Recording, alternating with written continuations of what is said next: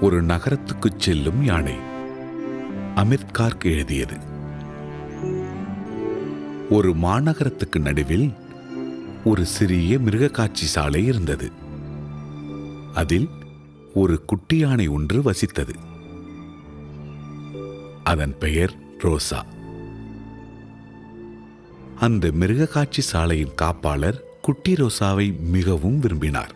அதை எல்லா வகையிலும் பத்திரமாக பார்த்து கொண்டார். நிறைய பார்வையாளர்கள் ரோசாவை பார்க்க வந்தனர்.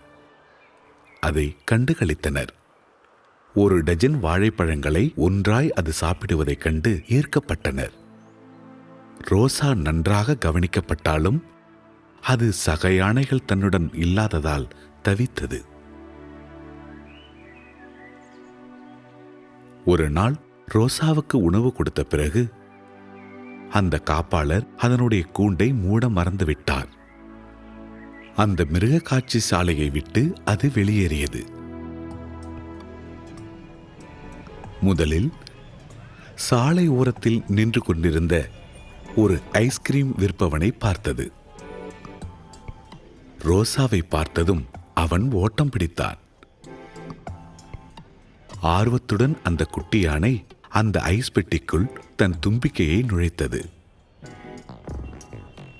ஏதோ ஒன்று சில்லென்றும் தித்திப்பாகவும் ருசிகரமாகவும் இருந்ததைக் கண்டு அதை முழுவதும் அப்படியே விழுங்கியது. ரோசா சுற்றி கொண்டிருந்த போது அதன் கண்கள் மட்டும் எதையோ யாரையோ தேடிக்கொண்டிருந்தது. கடைசியில் ஒரு கடையின் உள்ளே தொலைக்காட்சியில் யானைகள் கூட்டமாக இருப்பதை கண்டது. நண்பர்கள் என்று நினைத்து அந்த தொலைக்காட்சி கடைக்குள் சென்றது. கடையில் இருந்த எல்லோரும் ரோசாவை மட்டும் விட்டுவிட்டு வெளியே ஓடினர். ரோசா தொலைக்காட்சியில் தெரிந்த யானைகளிடம் பேச முயற்சித்தது. ஆனால் அவை பதில் பேசவில்லை. குழப்பமடைந்தும் ஏமாந்தும் அது வெளியேறியது. திரும்ப வீதிக்கு திரும்பி வந்ததும் ஒரு தேங்காய் கடைக்காரன் தேங்காய் விற்பதை பார்த்தது.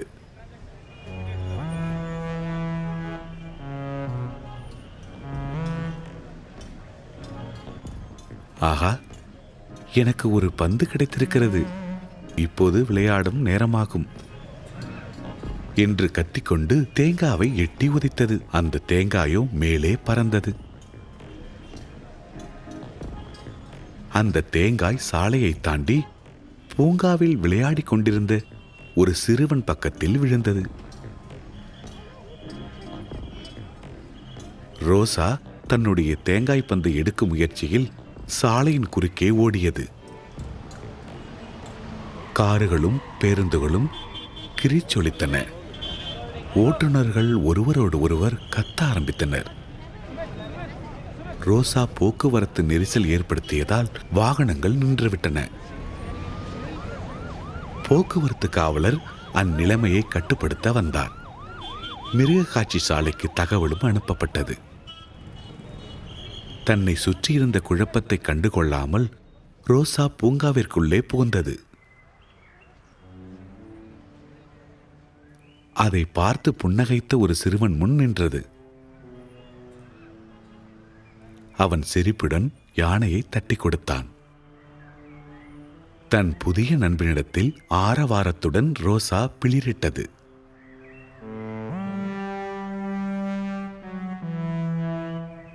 இதற்கிடையில் மிருகக்காட்சி சாலையின் காப்பாளர் பூங்காவை வந்தடைந்தார்.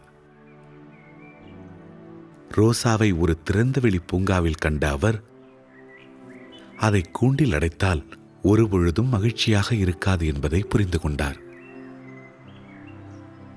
மிருகக்காட்சி சாலை ரோசாவை நகரத்திலிருந்து வெகு தூரத்தில் உள்ள பாதுகாக்கப்பட்ட காட்டிற்கு மாற்றியது. அங்கு மற்ற யானைகள் சுதந்திரமாக திரிந்து கொண்டிருந்தன. ரோசா மிக்க மகிழ்ச்சியுடன் வளர்ந்தாள். இப்பொழுது ரோசாவை கம்பிகளுக்கு பின்னால் ஒரு குறுகிய கூண்டில் பார்ப்பதற்கு பதிலாக பார்வையாளர்கள் அதை நிறைய மரங்களுக்கிடையே டஜன் கணக்கில் வாழைப்பழங்களை இன்னமும் உள்ளே விழுங்குவதை கண்டுகளிக்கலாம்.